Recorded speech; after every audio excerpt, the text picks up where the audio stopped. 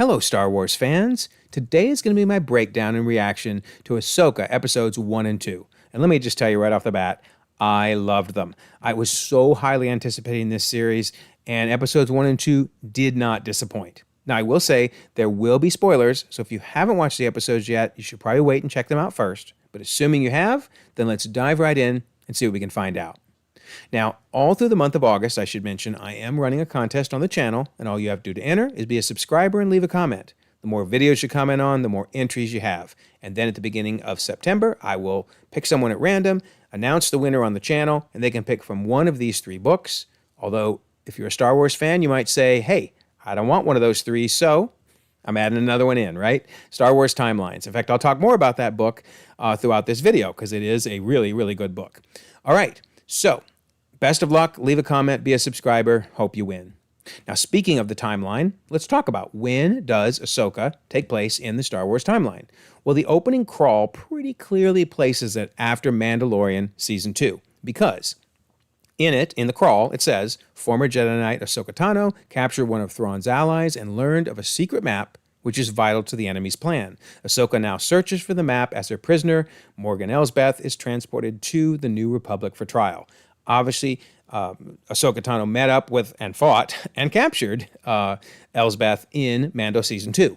So the question is, how much after Mando Season 2 is Ahsoka? Well, we don't know for sure, but probably if she's now being taken for trial, sometimes it takes a while to get a trial going. So I could see this being a good year or so after, around that amount of time. But anyway, that's just a guess. So, okay, we know that much. It's after Mando Season 2. Cool. What else do we know?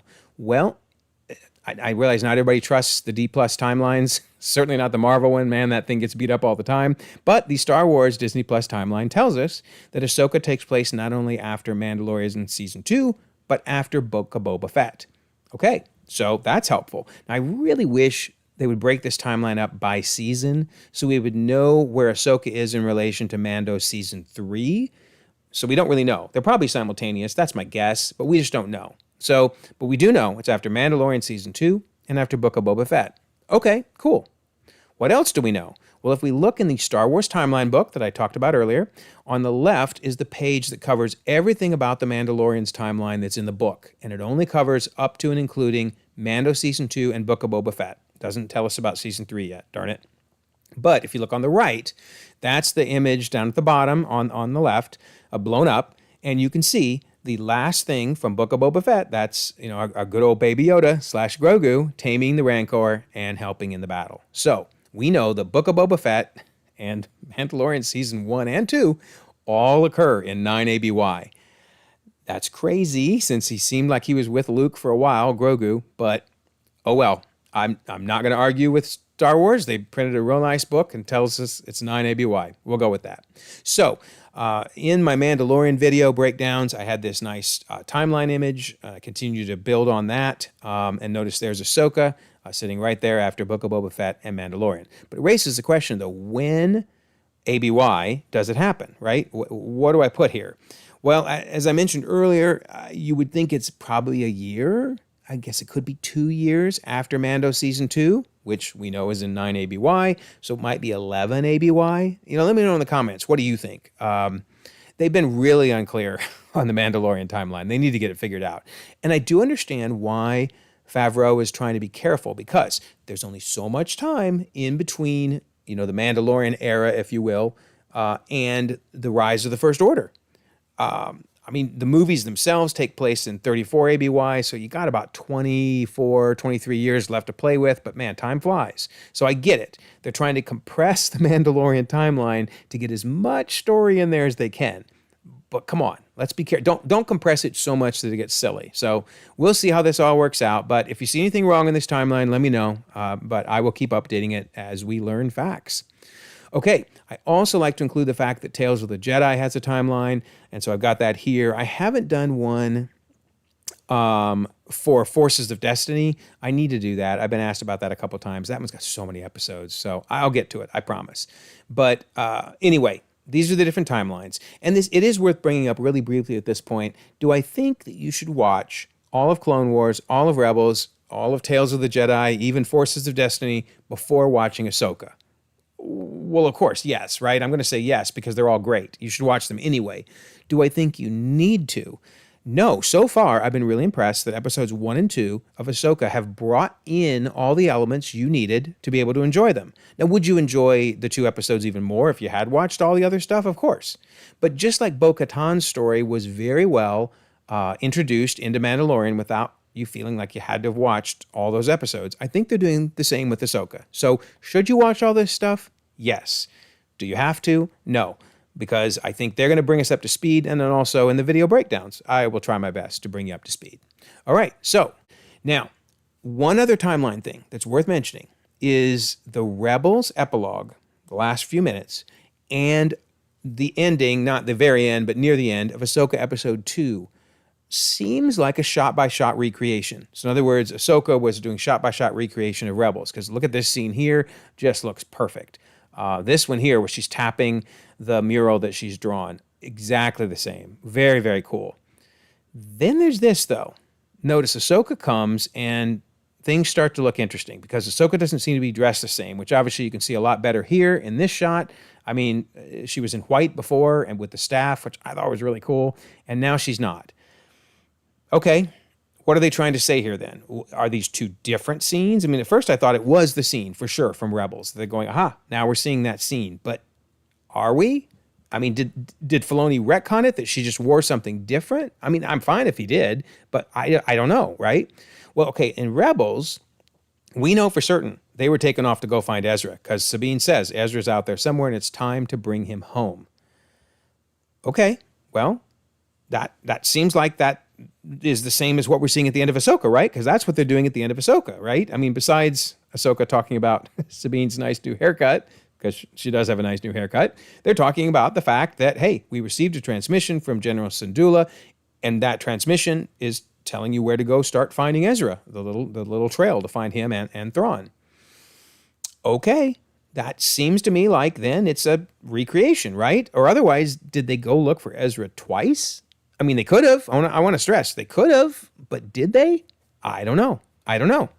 And then here, one more shot at the end of Rebels and the end of Ahsoka. You see the ship leaving, and again, it really feels like Filoni is saying this is the same scene, re-envisioned a little differently, but yeah, same scene. Okay, well, let's look a little bit more about what we know about the timing of that Rebels epilogue. You know, as you saw in the Master timeline, most of Rebels takes place before A New Hope. So that's leading up to A New Hope. But the epilogue seems to be after Return of the Jedi because they refer to the decisive victory at the Battle of Endor. Okay, that's fine. So we know it's at least after Return of the Jedi. But again, is it the same scene or is it 2 different scenes? Well, let's see what Filoni told us. Because actually 3 years ago, when Ahsoka appeared in The Mandalorian, he was asked a question about the end of Rebels. Let's see what he said. So Vanity Fair said, that quest, we learn, is a search for the villain, Grand Admiral Thrawn. The last time fans saw Ahsoka was this spring's finale of the Clone Wars, but in the actual Star Wars chronology, the last time we saw her was at the end of Rebels, venturing off with Sabine Wren to find Ezra Bridger, who vanished along with Thrawn. Where does that scene fit in with where we find her in The Mandalorian? So, right, you get the gist of the question, right? They're basically saying, hey, end of Rebels, is that before or after Ahsoka's appearance in Mandalorian? So, Filoni answers, right, but no, it's an interesting one. That's not necessarily chronological. I think the thing that people will most not understand is they want to go in a linear fashion. But as I learned as a kid, nothing in Star Wars really works in a linear fashion. You do episodes 4, 5, and 6, and then 1, 2, and 3. So in the vein of that history, when you look at the epilogue of Rebels, you don't really know how much time has passed. So it's possible that the story I'm telling in The Mandalorian actually takes place prior to that. Possible. I'm saying it's possible. Okay, I wish he would just say yes or no, but why even bring this up? Why even float this theory unless that's what he was intending? I mean, this is Filoni. This is out of the mouth of the guy who's the master of Star Wars right now, as far as I'm concerned. Okay, well, what he's certainly implying is that the end of Rebels happens after Mandalorian Season 2, and therefore one would think it's what we're seeing in Ahsoka. So I'll just throw out my opinion is he changed the look and the feel of what Ahsoka was dressed in, etc.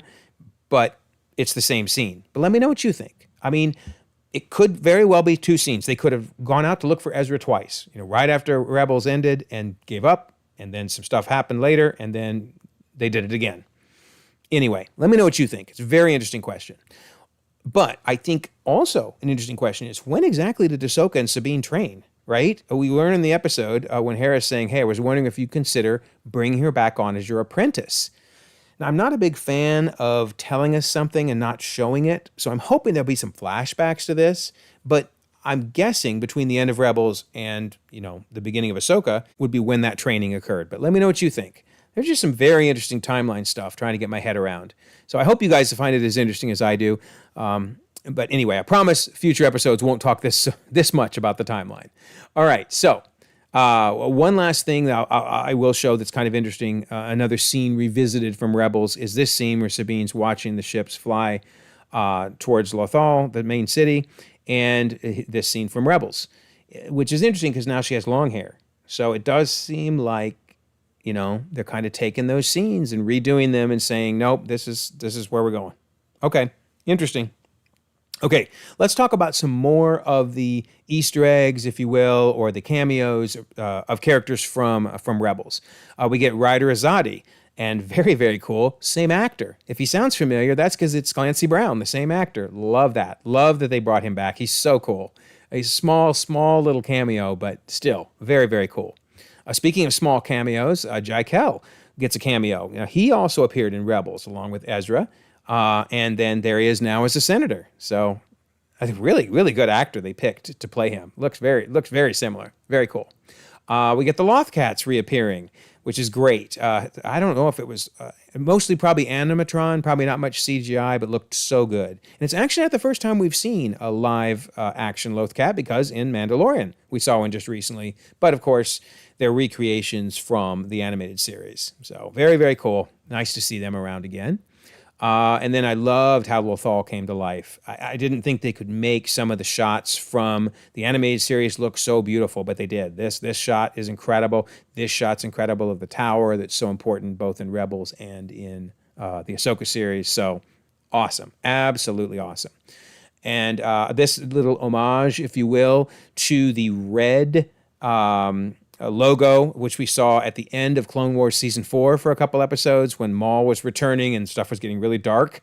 You got to wonder, is that what they're trying to imply here? Not so much that Maul's returning.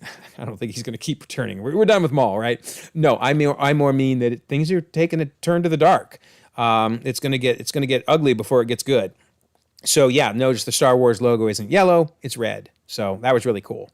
So some more characters. Speaking of Clone Wars, Huyang. So nice to see Huyang back. He was great in animated form, in live action form, because he looks so much like his animated form. That's insane. I mean, wow. The level of detail put into him is incredible. And you probably could tell this, but in case you couldn't, the infamous David Tennant voiced him not only in Clone Wars, but also now again in Ahsoka. Of course, I keep waiting for him to go, Jessica. He was so good in Jessica Jones, but obviously he was also fantastic in Doctor Who. So yeah, love him as an actor. He's amazing. So glad they got him back, because I'm sure he wasn't cheap. Very, very cool. And yeah, it's very cool how they tie in Huyang and his lore from Clone Wars, because they talk about making a copy of the recording to run a match on the lightsabers. So you say, why would they do that? Why would Huyang be called on to do that? Well, as he says, I taught younglings to build a lightsaber at the temple. So he's been around since the Jedi Temple, a la Clone Wars. And sure enough, that's why he's able to identify the hilts of the lightsabers. And, we see in Clone Wars, this is from Clone Wars, how he did indeed work on so many of those hilts for the lightsabers. So yeah, very, very cool way to tie in not just a character we've all loved from Clone Wars, but to use what we had in Clone Wars, the lore, to move the plot forward in Ahsoka. Brilliant. Filoni, love you. Chef's kiss. Then we also, one last reference to Rebels, we got a Fulcrum reference, because that was the alias that Ahsoka used. So they're still calling her Fulcrum. That's kind of fun that she's still running by that. So That's enough of the Rebels references. Now let's talk about the main characters, and let's talk about Fulcrum herself, or Ahsoka. So Ahsoka's entrance was very impressive, obviously. She's an incredible character. So happy to see her again in live action. And then, of course, she finds the MacGuffin, if you will, for the episodes, because the first 2 episodes are all based on this little map, which is interesting, because notice the map, I thought, oh, this is going to be some map to tell you how to find Thrawn, right? Well, it is, but it's way more complex than that, because this thing's been buried forever. So how is a map from forever ago going to tell you about Thrawn? Well, we'll definitely talk more about that, so hold on to that thought. But yeah, very important artifact that she finds here. And then, man, I love her flair for creative combat. Now, there's no doubt that in live action, you simply cannot do the moves and action that you did like in animated with Clone Wars and Rebels. Plus, she's older, so you wouldn't expect her to jump around as much as before. But that didn't stop it from being some really cool action. I mean, first of all, she jumps down the hole, and they're all like, huh? And then while they're all looking down the hole, you see the dude on the left getting the little hole cut underneath him. So boom, boom, goodbye. Love that. Absolutely love that. And then for her to, boom, do a force jump out of the hole, demolish that dude's blaster, and man, to give us this. I mean, again, they're not going to be able to give us live action as cool as the animated stuff, but this was pretty good. This was pretty good. Her force jumps were amazing. And speaking of force jumps, how about the force jump onto the ship to get away from the explosion? That was craziness. So yeah, amazing. Oh, and lest we forget, this force jump, oh my word, that was really, really cool. Double lightsabers out, nice. I mean, let's face it, Rosario Dawson is Ahsoka Tano. I know Ashley Eckstein voiced her, and I wish Ashley could have played her in the series, but she just doesn't look like Ahsoka Tano. Rosario Dawson is Ahsoka Tano. Oh my goodness, she does so well. Amazing, just amazing. Then, boy, does she get an adversary. Marok is very mysterious. So, I mean, ex-Inquisitor, I'm assuming, right? By the lightsaber, right? That's an Inquisitor type saber, but he's no longer an Inquisitor. He seems to be a bounty hunter, kind of a mercenary. But there's been all kinds of crazy theories. Like, is this Ezra? Is it Ezra even from a different time? Which we'll get more into that when we get back to Morgan. Yeah, what do you do with this, right? I don't think it's Ezra, but boy, it would be wild if it was somehow. But whoever it is, it's going to be somebody important. Filoni's got something cooking with him. But yeah, very good adversary. But as much as the fight was cool, his exit and Ahsoka Tano's reaction to it is what is so cool. Watch this action. Look at her just standing there, not even fazed by his saber when it goes by. That is so cool. Man, she's just like, yeah, whatever, dude. I hate you, and I'm going to get you. Very, very cool. Ahsoka Tano rocks. All right, so moving on to Hera. So nice to see live action Hera, who is now a general. I don't remember when she became a general. If somebody knows that, my apologies. I should have looked that up. But she is now a general at least, so that's very cool. And not only a general, but she's married to Obi-Wan Kenobi in real life. That is so cool. They've got to have Obi-Wan show up, as a Force goes, obviously, but show up and look over at Hera and give the, well, hello there. Yes, love it. Anyway, what a power couple, making such an impact on Star Wars in general. Awesome. All right, we also saw that she still got her mad piloting skills. I mean, they had to have her doing some epic moves in a ship, and they did, obviously. And yes, obligatory, right? We got to bring in Chopper, who's just as ornery as ever. I'll admit, he is not my favorite droid, but he's grown on me. He's grown on me. Let me know in the comments, do you like Chopper, or do you just put up with him? It's one or the other. There's no middle ground. You either just go Chopper, or yes, I love Chopper. So let me know what you think. All right, what I think was also cool with Hera's storyline, and to some extent Ahsoka's as well, is we saw more of why the New Republic stinks. It just literally stinks. Why the First Order is obviously coming back. So in Mandalorian, they started this storyline, Mandalorian Season 3, where we saw them saying things like Empire, Rebels, New Republic, I can't keep track. Remember that guy? So we saw that basically people weren't really caring too much about having the Empire working for the New Republic. Yikes. Then we also saw, either on the left, that you have ex-SNL actors who were basically worthless, or on the right, literal spies in the midst. Literal spies. Yikes. And then, now going to Ahsoka, we see the same type of quotes, right? An empire doesn't just become a republic overnight. You still find ex-imperials at every level of the new republic government. Yeah, Hera's face is like, and this is good? How and why is this good? And then as he continues, the average worker doesn't care about the nuances of galactic politics. Well, obviously that's proven not to be true, because several of them do care and are traitors. In fact, it kind of reminds me of Operation Paperclip for MCU fans. This is how Hydra invaded S.H.I.E.L.D., because basically they invited a lot of the Hydra scientists who were willing to come and work for S.H.I.E.L.D. into S.H.I.E.L.D., and then they basically slowly over time took over. Yikes. Same thing we're seeing here. Yeah, the New Republic is just doomed. I mean, it is just doomed. Also, now let's talk about Ezra. So here's where I was saying they do such a good job of filling you in on what you didn't know if you haven't watched Rebels. They talk about the fact that the map has the location of the last missing Imperial Grand Admiral, who she then, of course, explains is Thrawn. Well, Hera is very surprised to hear that, but it's like, hey, if Thrawn is alive, does that mean Ezra? And she doesn't finish, but obviously she's wondering, does that mean we might be able to find Ezra? So, yeah, they're really helping you understand that these two are lost together, and somehow this map is going to lead you to them. Okay, great. So speaking of Ezra, we see Sabine watching his farewell message to her, but also this is kind of another little Easter egg from Rebels, because in the last episode of Rebels, we saw him recording some of these messages, in particular the one for his parents, but presumably he did one for all of the Rebels, probably individually. So yeah, very cool, very cool. I think, once again, they've done fantastic casting. I mean, that actor looks like Ezra would look at least a few years older, I'm assuming. So we'll have to see, how much time has transpired for Ezra. But yeah, very, very cool. And then I mentioned Sabine, so let's talk about Sabine. She continues to put the rebel in Rebels, because she is cantankerous. I mean, maybe a little too cantankerous.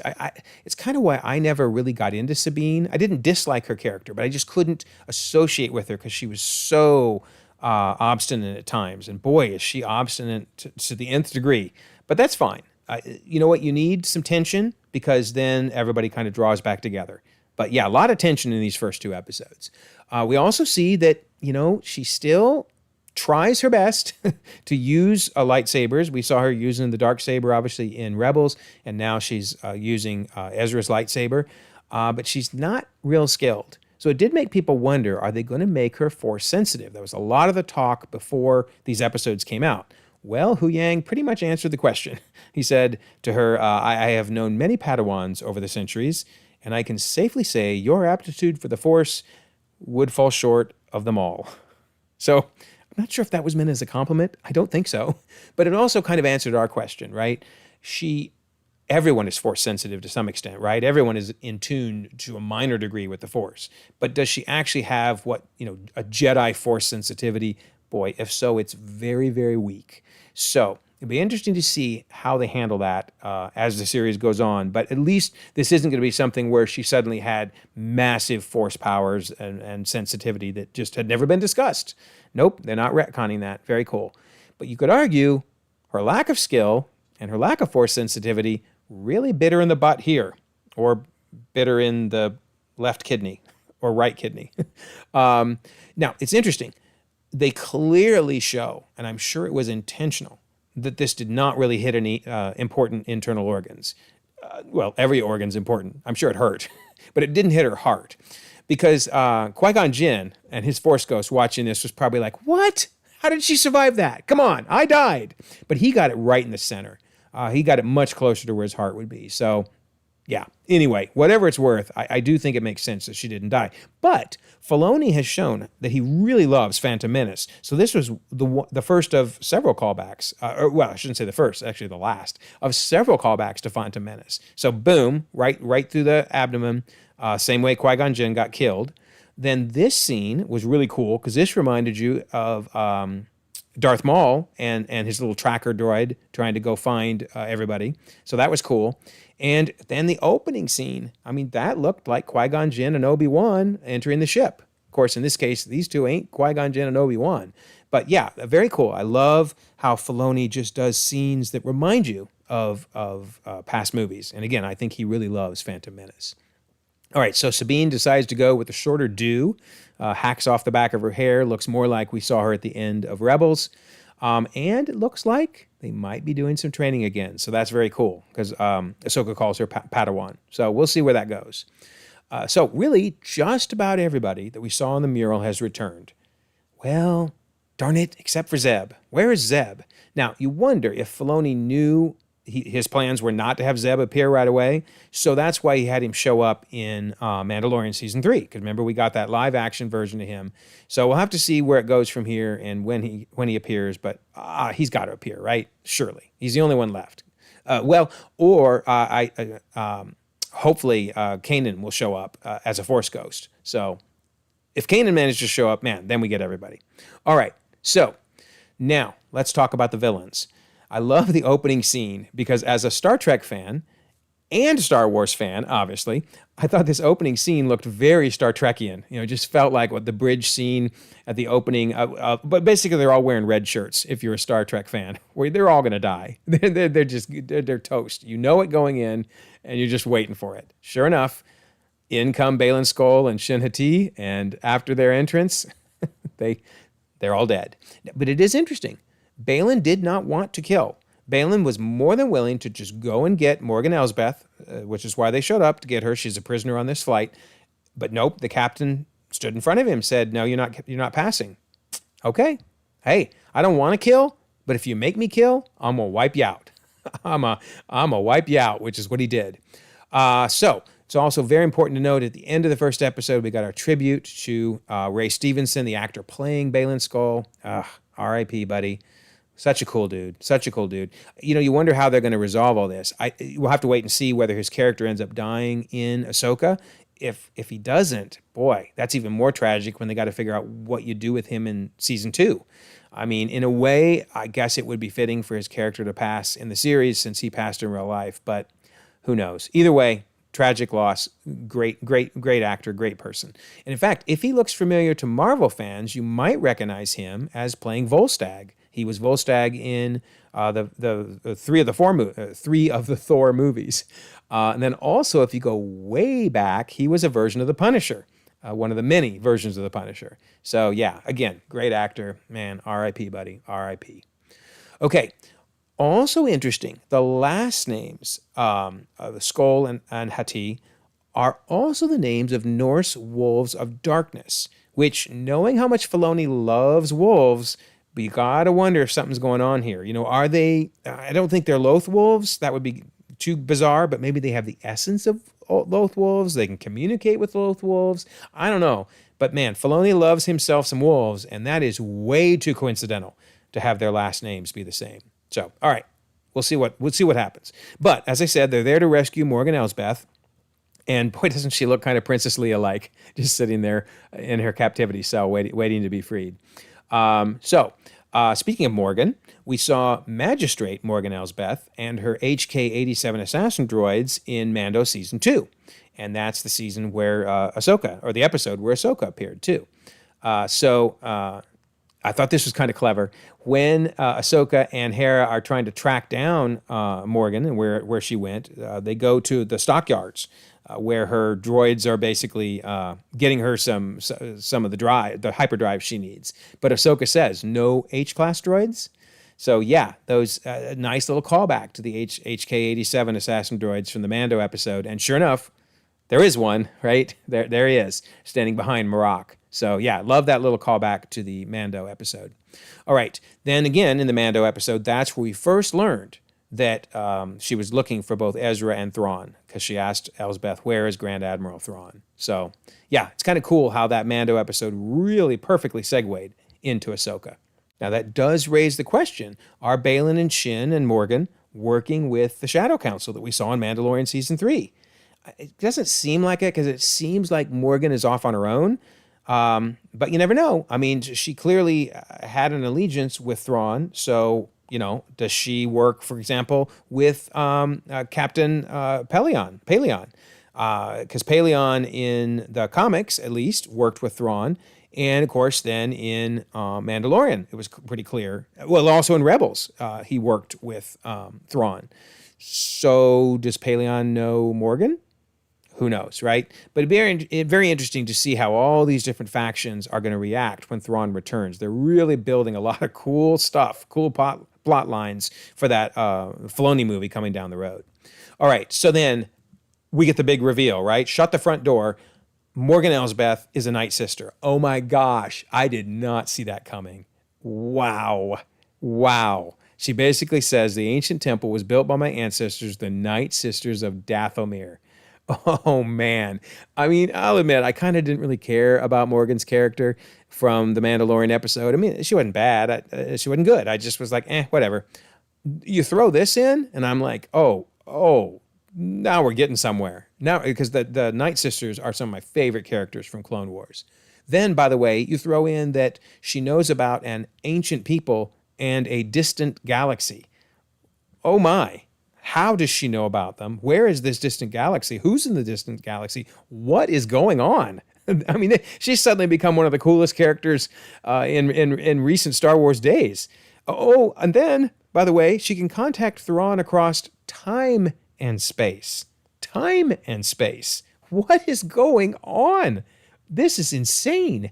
So there's been lots of theories about whether the world between worlds, something that showed up in Rebels, whether that's going to reappear. That's the reason some people are wondering, is the Ezra showing up, is Marok, the guy with the mask, is that Ezra from a different time? This starts to open up a lot of possibilities. And anybody that follows my MCU videos knows I'm not a huge fan of time travel, but still, this is getting interesting. I am intrigued. And then, by the way, if that wasn't enough, she also has green flame powers. So, yeah, she lifts the little map with her green flame powers. Holy mackerel, I am loving her character now. Because green flames, anybody that's watched Clone Wars knows that those Night Sisters used green flames. That was their power. So, oh my, time to have some more witches in Star Wars. Yeah, baby. Bring it on. Bring it on. All right, so what exactly... Well, what, where, and when exactly does this map lead? My goodness, this is just crazy. Because again, the map had been buried for quite some time. So it's not like this map knows where Thrawn went, per se. So this is a map to this other part of the galaxy. But the question is, why did Thrawn end up there, right?